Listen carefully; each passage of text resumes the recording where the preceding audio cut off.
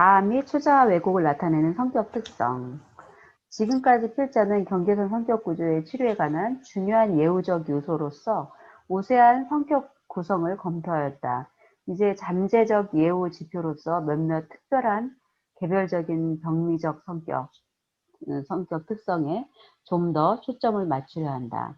몇몇 원시적인 병리적 초자아 동일시가 특정 성격 특성에 의해 상연될수록 내담자의 자아가 병리적 성격 특성에 묻힌 이러한 원시적 동일시를 관용할수록, 그리고 특히 특정 성격 특성이 자기 파괴적 의도, 즉 우리가 자아 이상으로서의 자기 파괴성이라 부를 수 있는 것을 좀 더 많이 보일수록 예우는 더욱 심각하게 된다. 성격 구조가 원초아와 초자아로부터 오는 압력과 외부 세계를 매개하지만 보통 문헌에서는 원초아 압력이 강조된다. 그러나 필자는 자아와 초자아 압력 사이의 타협 형성으로 성격 구조의 기능을 강조하고 싶다. 여기서 원초아라는 말은 이들을 원초아라고 번역을 했죠. 그리고 초자아는 슈퍼이고를 번역을 했는데, 여기서 보통은 원초아 압력이라고 하는 게 욕동 드라이브 쪽, 이드의 세계는 결국 욕동의 세계인데, 이 욕동으로부터 오는 압력을 주로 강조하는데, 이 컨버그는 자아와 초자아 초자아 압력 사이의 타협 형성으로서 성격 구조의 기능을 강조하고 싶다 하는 것은, 여기서 초자아라고 표현되고 있는 것은 어떤 면에서는 대상관계로부터 오는 영향이 이 속에 포함되어 있을 가능성이 있죠. 대상관계 이론을 지금 자아심리학과 연결시켜서 설명하고 있기 때문에 이 대상관계 부분을 초자아에 포함시켜서 설명하고 있는 것이다라고 저는 봐요. 그래서 결국 대상관계 얘기를 중심으로 얘기를 하고 싶은데, 자아심리학자들에게는 나는 자아와 초자아 관계로 이 문제를 보고 싶다라고 함으로써 어떤 본인이 자아심리학자로서 아이덴티티를 가지고 있다고 잘 소개하고 있는 것으로 보이는 거죠. 근데 그 저변에 있는 것은 대상관계 이론을 초자아 이론으로 소화하고 있지 않나, 이제 이렇게 보여요. 이 예를 보면서 이 컨버그 얘기를 좀 더 소화해 보죠. 한 여성 내담자는 히스테리성 성격 구조와 함께 금지하고 처벌적인 초자아를 형성하였다. 이러한 초자아는 오이디푸스기 갈등에서 연유한 위협적인 어머니상의 뇌사를 나타낸다. 그녀는 모든 이성애적 성의 표현과 다른 여성과의 경쟁적 추구를 환상에서 억압하였다. 이러한 초자아 형성과 함께 내담자는 전형적으로 다른 여성과의 경쟁을 억제하고 어머니같이 지배적인 여성에게 복종적이며 그리고 성적 억제를 보였다. 그러므로 그녀의 피학적 성격 특성은 위협적인 오이디푸스기 어머니를 향한 복종적이고 죄책감이 깃든 오이디푸스기 어린 소녀의 자아 안에서의 구조화를 반영한다. 하지만 이러한 피학적 특성은 남성을 향한 피학적 행동 형태로 자아에 적응적으로 사용될 수 있다. 특히 성적 만족으로 인해 심리적이거나 신체적 고통이라는 값비싼 대가가 지불되는 한 성적 만족이 허용된다. 이런 경우 피학적 성격 경향은 초자아 어머니 내사와 관련된 자기상과 자아 기능의 구조화를 반영하고 자아의 부분이 추동 파생적 충동을 수정되고 피학적이지만 자아 동조적인 방식으로 표현하는 노력을 반영한다. 피학증의 병리적 성격 구성은 또한 내담자의 자기 개념의 한 측면, 즉 자아 정체성의 한 요소가 된다. 요약하자면 초자아 내사, 즉 오이디푸스기에 금지하는 어머니는 자아 안에서 동일시 과정을 야기하는데, 초자아 어머니 내사물에 대한 보완적인 자아 구조를 나타내는 복종적이고 죄책감이 깃든 어린 소녀와의 동일시다. 이렇게 되면 대상관계가 어때요? 초자아는 가혹한 어머니가 초자아가 됐다는 얘기잖아요. 그러면서 자아 구조는 여기에 대칭적으로 보완적인 자아 구조가 일어나니까 굴종적인 복종하는 자아가 형성됐다는, 피약적인 자아가 형성됐다는. 그러니까 결국 초자와 자아를 얘기하고 있지만 결국 대상관계 이론을 얘기하고 있는 거죠. 어린 시절의 대상관계가 이 사람의 행동 패턴을 규정짓고 있다. 그런데 이 대상관계라는 말을 쓰지 않고 자아심리학에 선호하는 자아와 초자의 구조로 설명을 하는 거죠. 그런데 궁극적으로는 같은 현상을 설명해내는 방법의 차이일 뿐이죠. 예시 2로 또 가보죠.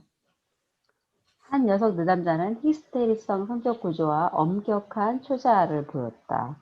이 초자아는 금지적이고 성을 적대시하는 어머니상을 주로 내재화했다는 것을 나타낸다.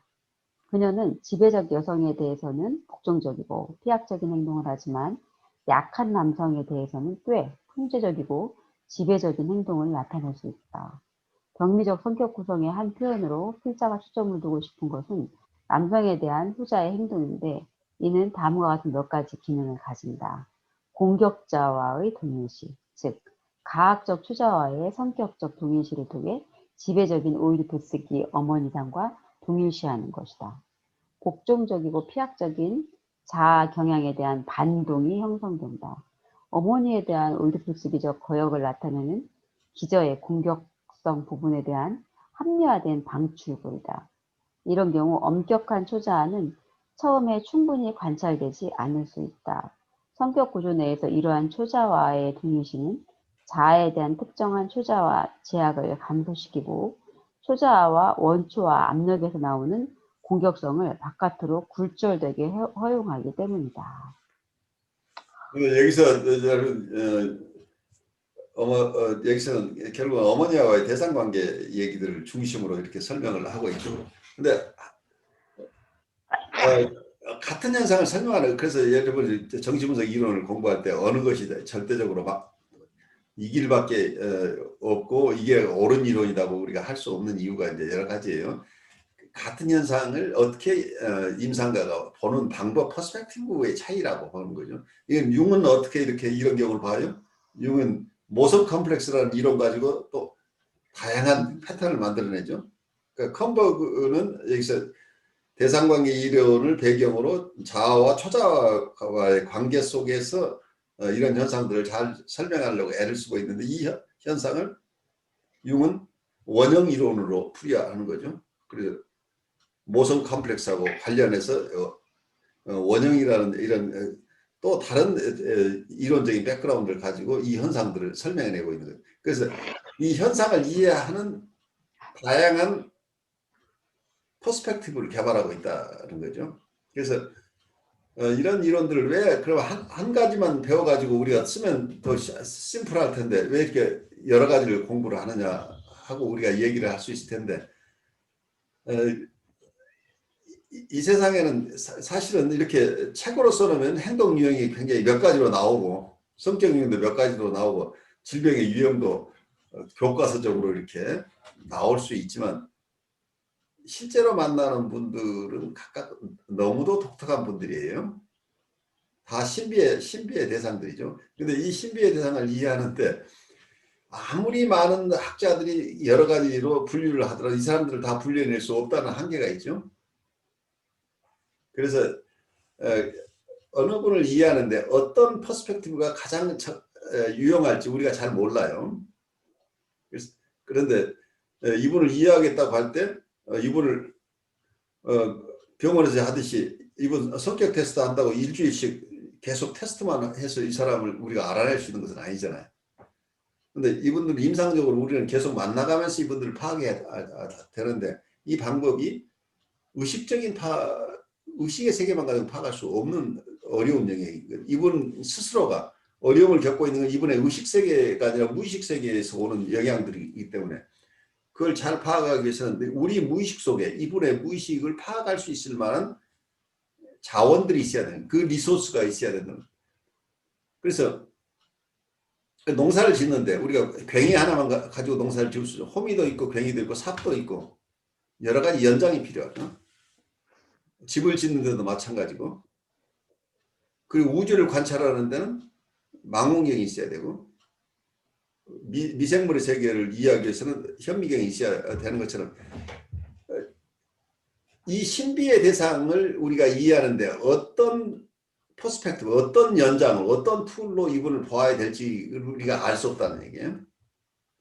그런데 어떤 사람은 어떤 농사꾼의 집에 가면 거기 연장이 잘 가지런하게 여러 가지가 이미 가지고 있는 사람이 있고 처음 농사 짓는 사람은 괭이하고 삽만 가지고 농사를 짓는 사람도 있어요. 다 농사는 지을 수 있는데 어느 분이 더 농사를 잘 지을 수 있느냐는 얘기예요. 그래서 공부를 많이 해두신 분들은 이걸 의식으로 우리가 사용할 수 있는 것은 아니에요. 아까 얘기대로 임상에서 사람을 만날 때는 우리가 가진 지식으로 이 사람들을 보는 게 아니기 때문에 우리는 그 시간에는 내 의식에서는 이분에 대한 어떤 편견을 다 내려놓아야 되는 상황이잖아요. 내가 가진 지식도 소망도 기억도 다 내려놓고 어떤 면에서 이거 마치 이제 이 상태가 세앙스라는 비혼이 표현하고 있는 게 마치 참선하고 있는 사람처럼 느껴져요. 여러분이 사실은 참선의 상태를 얘기하고 있다는 얘기예요. 지금 비혼이 얘기하고 있는 것은 여러분 그래 선의 수행자라고 봐야 된다는 얘기예요. 여러분을 만나기 위해서 자기 스스로를 만나기 위해서 선사는 수행을 평생 하고 있는데 여러분은 대상을 만나기 위해서 선적인 입장에서 보고 있는 거죠. 이 사람이 어떤 사람인고 뭐 어떤 사람이길래 이렇게 힘든가? 이 사람은 누군가? 라는 그 지점을 만나는데 우리의 편견을 다 내려놓는데 이분 의식은 자기가 누군지 몰라요. 그래서 자기 것을 우리의 투자익 통일시를 통해서 우리한테 막 모든 것을 우리에게 넘겨주는데 이걸 소화하는 과정 속에서는 우리 무의식 속에 있는 여러 가지 여기서 툴이라고 연장이라고 할까요? 이 사람을 이해하는데 내가 가진 경험도 있고 내가 가진 지식도 있고 내가 가진 어떤 이론도 이때 이론이나 어떤 치료 기법이나 이 모든 게 내 무의식 속에 있는 리소스들이죠. 그래서 많은 공부를 하신 분들은 내 무의식이 이 사람의 무의식을 만나는 적절한 리소스를 가져온다는 셀렉티드 팩트가 뭔가 내가 알 수 없는 어떤 프로세스를 통해서 가장 적합한 어떤 것들이 매치된다는 얘기죠. 그러니까 내가 일률적으로 이 사람한테는 어떤 이론 하나만 가지고 볼 수 있는 게 아니고 이 사람에게 적합한 이론이 그때그때 선택돼 나올 것이라는 이런 소망을 갖는 거죠. 그래서 많은 공부를 해 두신 분들은 그 리소스가 많기 때문에 이분은 더 잘 도울 수 있는 가능성이 높다는 거죠. 근데 이것을 보통 고등학생들이 공부하듯이 외워서 하는 공부가 아니라는 얘기예요. 왜냐하면 우리 무의식이 소화해내는 공부해야 되기 때문에 여러분이 기억을 하려고 애쓸 필요가 없다는 얘기예요. 그거보다는 실질적으로 내가 정서적으로 그 지적인 것뿐만 아니라 정서적으로 소화된 이론들이 내 안에 있어야 된다. 그래야만 이분들의 무의식을 만날 때 사용할 수 있는 여러 가지 리소스로 활용이 된다는 거죠. 우리 예시 3까지 가볼까요? 네. 더욱 심각한 형태로 이러한 종류의 발달이 한 내담자에게서 관찰될 수 있다.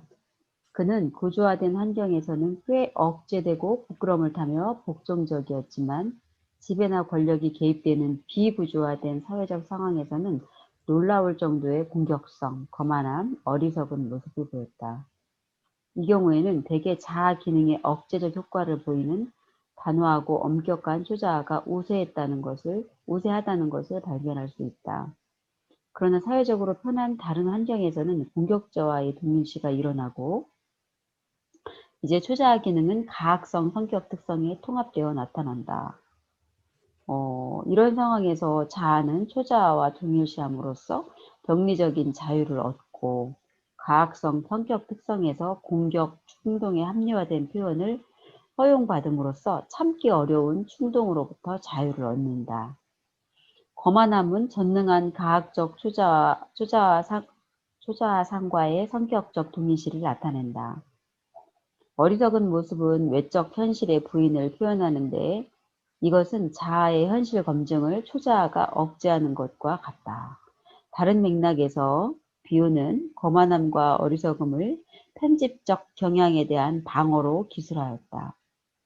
필자 견해로 초자아에게 투사와 명백한 편집 경향은 이러한 성격 형성과 공존할 수도 있고 공존하지 않을 수도 있다고 보는데 이것은 초자아 통합 정도에 따라 다를 것이다. 언급한 세 번째 예에서 초자아의 동일시는 첫째와 둘째 예보다 더 원시적인 초자아 내사물과의 동일시를 의미한다. 이러한 성격적 동일시에서 표현된 공격성은 다소 거칠고 어쩌면 사회적 관점에서 꽤 부적절할 수 있다. 이것은 자아가 사회적 장면에서 현실 검증 기능을 부분적으로 포기했기 때문이다. 이러한 포기는 원시적 초자아와의 성격적 동일시에서 나타난 병리적으로 낯선 부분과 조절하기 위해서이다. 자아 부분이 현실 검증을 포기하면 성격 구조에서 원시적 이상화가 공고해지는 심각하게 복잡한 문제가 생긴다. 이러한 공고화는 내담자의 정체성 형성이 심각하게 왜곡되어 있음을 나타낸다. 또한 타인을 향한 병리적 공격 행동을 보이고 이것이 도덕적 분개로 정당화되는 거짓, 초자아를 반영할 수 있다. 자기와 비자기를 구분하고 이와 관련하여 심리 내적 경험과 대인관계 경험을 구분하는 엄격하게 기법적인 의미보다는 사회적 현실을 검증하는 좀 더 일반적인 의미에서 현실 검증과 내성 능력은 이러한 상황에서 모두 감소한다. 요약하건대 성격 구조가 고차적 자아 및 초자아 기능의 상실과 함께 자아의 통합된 병리적인 원시적 초자아 동일시를 반영할수록 예우는 더 심각해진다. 여기서 또 우리가 다른 좀 보는 게 이걸 잘 알아들으셔야 될 부분인데 성격 구조가 고차적 자아 및 초자아 기능의 상실과 함께 자아에 통합된 병리적인 원시적 초자아 동일시를 반영할수록 예우는 더 심각해진다. 그래서 여기서 초자아라는 개념을 어떻게 썼어요? 고차적 초자아 기능과 원시적 초자아라는 것으로 나누고 있죠. 그러니까 일반적으로 쓰는 초자아 개념을 넘어서 초자아를 넓혀서 쓰고 있다는 걸 이해를 하셔야 됩니다. 그러니까 이건 대상관계에서 초자아 개념을 생애 첫해부터 초자아 개념을 사용해서 어린아이도 초자아가 있다고 얘기를 하는 것하고 똑같은 현상이 일어나 버린 거죠. 보통 도덕적인 개념을 가진 어떤 초자아는 우리가 보통 3세에서 5세, 보통 프로이드가 봤던 초자아는 3세에서 5세 정도 돼야 발달한다고 보는 거죠. 에더머스 컴플렉스 길을 지나면서. 근데 여기서 얘기하는 초자아는 이자 관계에서, 삼자 관계에서 발달한다고 하는 초자아 개념이 여기서 이자 관계에서 있었던 현상들을 이 초자아라는 개념으로 지금 흡수하고 있잖아요. 예, 원시적 초자라는 게 어떤 면에서는 가혹한 대상이라고 하는 배드 아브젝트를 얘기하는 거잖아요. 그 배드 아브젝트가 원시적인 초자아다. 이제 이렇게 결국 설명하고 있는 거죠. 그 원시적 초자아와 자아가 동일시됐다. 이런 식으로 얘기를 해서 초자아라는 개념 자체를 프로이드가 쓰는 용어가 아닌 개념으로 쓰고 있다는 것을 이해를 하셔야 됩니다. 그래서 거짓 초자라는 말도 쓰고 원시적 초자라는 말, 프리미티브 슈퍼이고나 폴티 슈퍼이고라는 말을 씀으로써 프로이드가 설명했던 초자를 확장해서 개념화하고 있다는 거죠. 그렇게 개념을 넓혀가지고 대상관계 이론과 자아심리학이 다 통할 수 있는 것으로 만들어냈죠, 사실은. 그러니까 서로 같지 않은 이론을 한 이론으로 통합해내는 과정 속에서는 어떤 개념의 변질이 생겨난다는 거죠. 개념을 넓혀놓고 나면 이게 다 같은 얘기네 라고 되는데 엄격한 원래의 의미로 본다고 한다면 이 얘기를 바로 수용하기가 어려워지는 거죠. 그래서 이론들을 배울 때 우리가 여러 학파의 이론들을 서로 이렇게 만나는 지점에서 어떤 방식으로든지 서로 수정이 일어나는데 그 수정된 내용을 우리가 잘 따라가야 무슨 얘기를 하는지를 우리가 알게 돼요. 그렇지 않으면 이쪽 얘기와 저쪽 얘기가 합쳐져 있는 얘기를 우리가 그대로 수용하기가 쉽게 이해하기가 어렵다는 얘기죠. 교수님, 그럼 예시 3 같은 경우는 이자관계에서 초자와의 동일시, 엄격한 초자와의 동일시를 해서 자아의 현실 검증력이 포기되는 그런 경향인데, 주로 그러면은 뭐 사이코패스나 그런 약간 소셜패스 쪽이 될까요? 그런 분들 포함하겠죠. 근데 꼭 거기에만 국한되는 건 아니겠죠. 음, 다양한 성격층에서 드러나는 거죠. 그러니까 어쩌면 대상관계 이론에서 보는 거기 때문에 이게 원시적 초자라고 하는 것 자체가 대상관계 이론이죠. 말하자면 음, 가심리학 쪽에서 보는 것하고는 어떤 퍼스펙트가 많이 다른 거죠. 그래서 아주 초기 단계, 그러니까 그 초자라는 개념을 먼저 원시적 초자라는 여기서 말하자면 정상적인 초자가 하나가 있고 원시적인 초자가 또 있는 거고 그 원시적 초자와 자아가 동일시됐다. 이렇게 이론을 구성을 해버려서 겉으로 보기에는 저거 초자 얘기구나로 다 우리는 그냥 이해하고 넘어갈 것처럼 돼버리잖아요. 근데 원래 프로이드가 얘기했던 초자의 얘기하고는 전혀 다른 얘기를 하고 있다. 어떤 면에서는 프로이드는 여기서 원시적인 초자 상태의 사람들은 정신분석적인 치료의 대상이라고 보지 않았기 때문에 어떤 비어있는 영역이죠.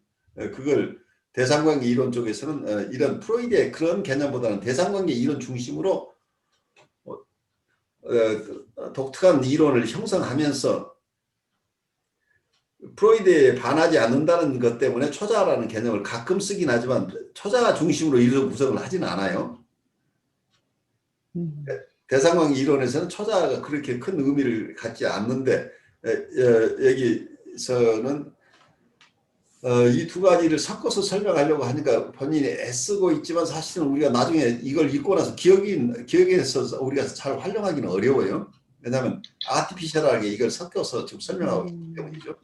두 가지 이론을 아티피셜하게 섞어서 설명하고 있다고 이해를 하셔야 여러분들이 좀 이해를 할 거예요. 그래서 여러분이 조금 혼란스러운 것은 이게 원래 구조가 혼란스럽게 돼 있다. 두 가지 이론이 접합되는 과정에서 일어나는 현상이다. 이렇게 보면 어떨까 싶어요.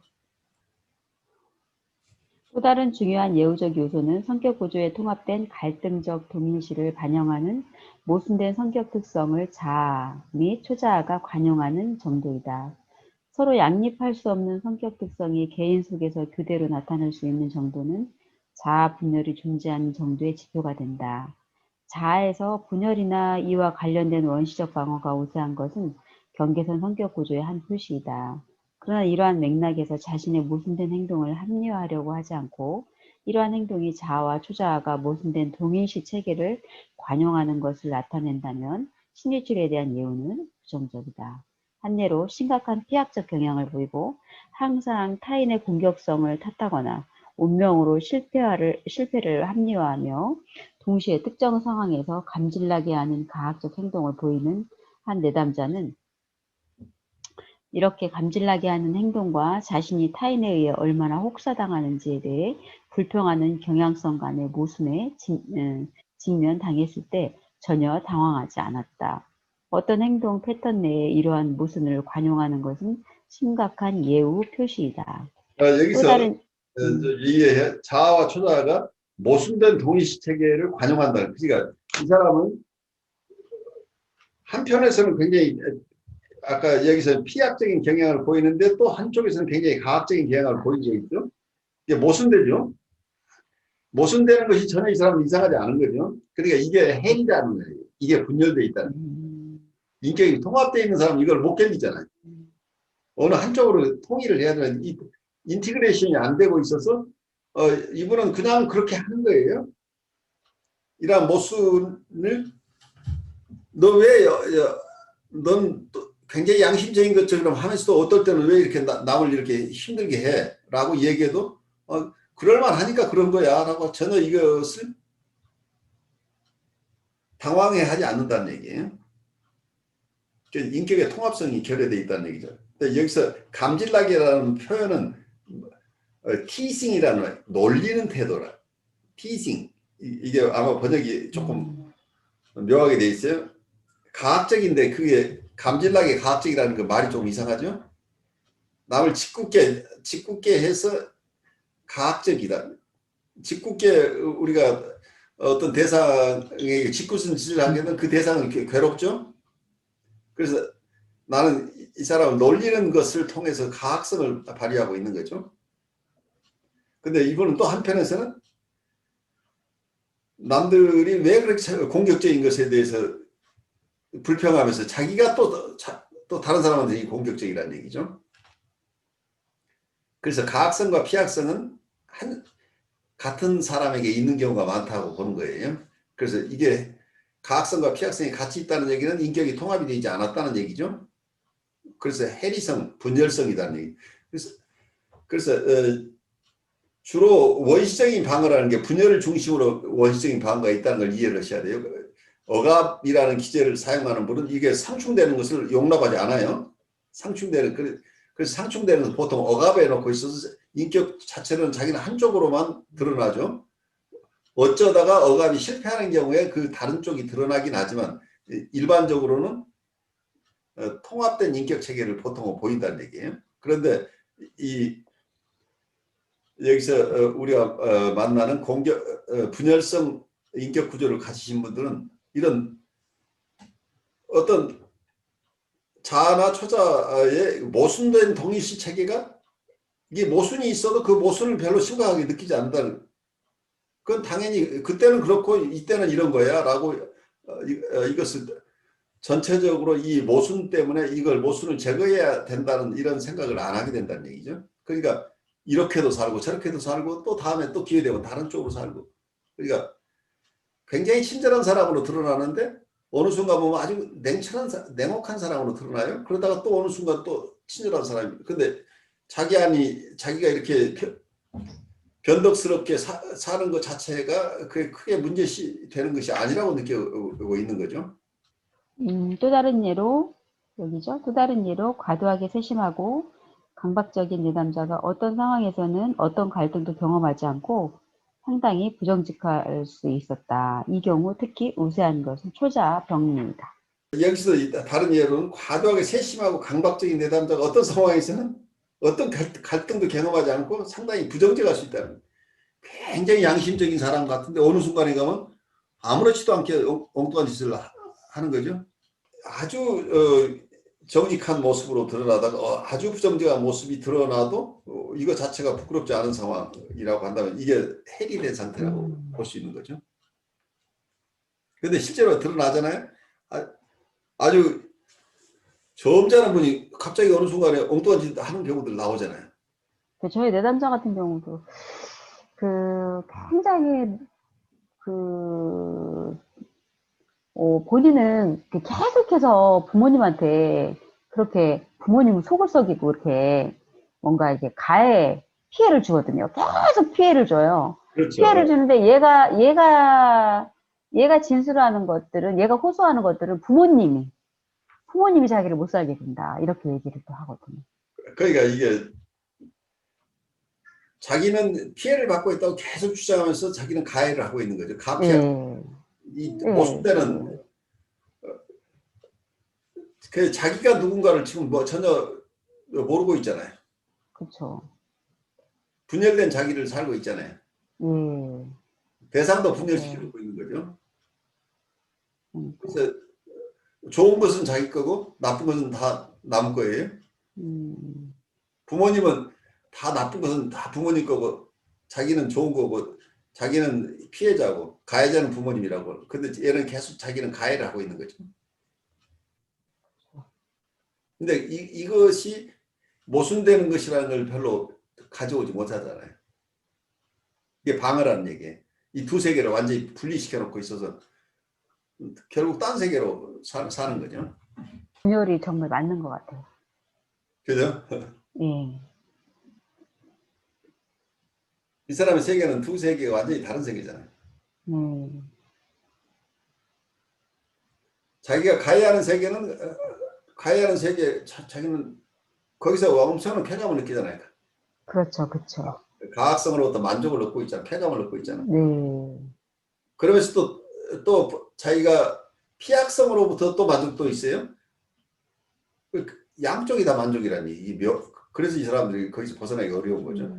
우리 부모님 나쁜 사람이야, 나쁜 사람이야. 그래서 부모님이 나쁜 사람이면 되도록 만들어내는 또 패턴이 있잖아요. 그렇죠, 네. 브레이크 아이덴티티를 통해서. 그래서 네. 아까 불과해서 이 얘기들은 자기가 투사한 상을 가지고 상대방을 조절을 해버리는 거예요. 그러니까 계속 그게 현실인 것처럼 느껴지는 거죠. 그래, 자기 마음의 심상이 결국은 외부 세계를 창조한다는 개념. 좀 넓혀서 얘기를 하자면 부모도 네가 만들어내는 부모를 지금 네가 만들어내는 부모를 만나고 있다는 얘기죠. 원래 부모가 어떤 좋은 생각을 하고 있건 그건 지금 이 사람한테는 안 들어와요. 자기가 투사의 통일을 통해서 만들어낸 이 대상만을 부모로 인정하고 있는 거죠.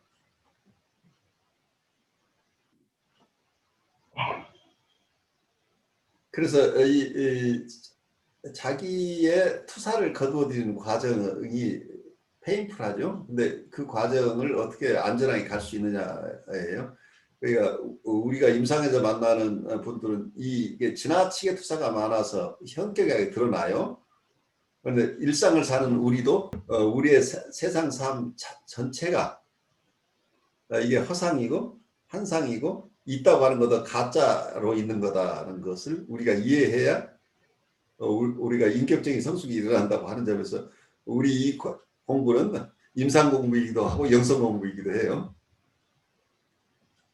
우리 스스로가 세상을 이해하는 방법을 이 반면 교사로 우리가 만나는 환자들 통해서 우리가 이해하는 거죠. 근데 이건 환자들이 국한된 게 아니고 인간들이 대부분 그러고 있는데 그래도 이게 현실감을 놓치지 않을 정도로 살아낼 수 있는 능력이 있는 사람하고 그 지점도 안 돼서 현실적으로 굉장히 괴로운 사람들하고 그 차이가 있을 뿐이죠. 한 학기 오늘 마무리 짓는데 또 다음 학기가 다음 주에 시작되지만 그래도 마무리하면서 우리 잠깐 얘기 나누죠. 네,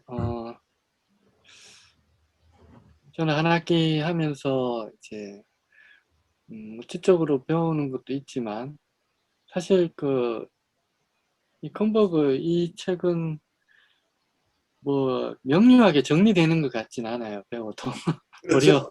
오히려 약간 혼란스러울 것 같기도 하고. 혼란스럽게 왜 혼란스러냐면 아까 얘기대로 두 가지 이론을 지금 섞어가지고 어떤 면 강변을 하고 있는 거예요. 묘하게 맞는 것 같은데 사실은 왜 그렇게 해석할 수 있는 거야? 라고 한다고 할 말이 없어요. 네, 그래서 이분의 독특한 뭐 표현 방식인지 모르겠지만 제가 이해하기에는 완전 혼자 공부했다면 굉장히 더 혼란스러웠을 것 같기도 하고요. 아니면 외국에서 해석했을 것 같고. 그럴 가능성이 굉장히 높죠. 네. 어쩌면 악영향을 받을 가능성이 굉장히 높아요. 컨버그는 독학하는 사람에게 위험해요. 내가 봐서는. 예.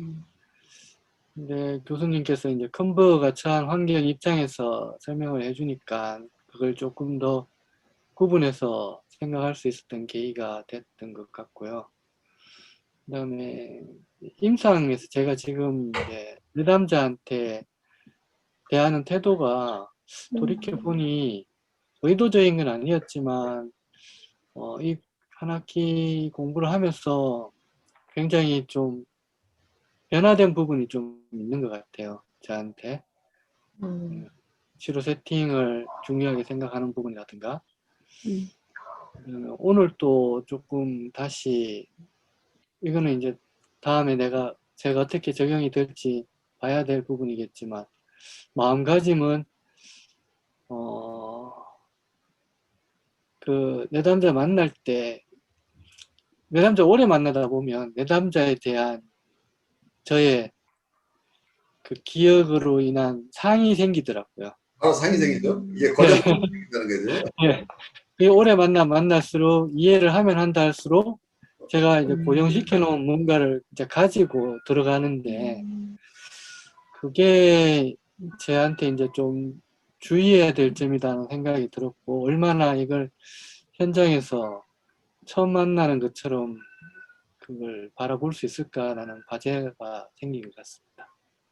아주 중요한 통찰을 나눠주셨어요. 그러니까 우리가 사람을 만날수록 우리가 다 안다. 너 다 알아. 우리가 제일 답답한 게 부모님이 아이들 키우면서 애들이 무슨 얘기하면 다 알아. 너 얘기 안 해도 알아. 근데 애들 입장에서 알기는 뭘 알아요. 지금 난 지금 딴 얘기 하려고 하는데. 근데 부모님은 안 들어줘요. 남선생님 반장으로서 수고 많았고 한 학기 동안. 제가 한 게 뭐 있어요. 김병호 선생님이 진짜 제일 많이 수고하셨어요. 영광이었습니다. 그래요. 우리 그 김다은 선생님 가능하면 다음 학기에 우리 슈퍼비전도 들어오면 좋겠어요. 그리고 시간이 나시면 그리고 네, 한번 생각해 보겠습니다. 마지막 마치면서 제가 하고 싶은 말은 두 선생님께서 제목까지 대신 다 이렇게 해주시는 바람에 감사하다는 말씀 보고 예 감사합니다. 수고 많으셨고요. 그래요. 다들 네. 수고 많으셨습니다. 고맙습니다. 네. 네. 감사합니다. 네, 감사합니다.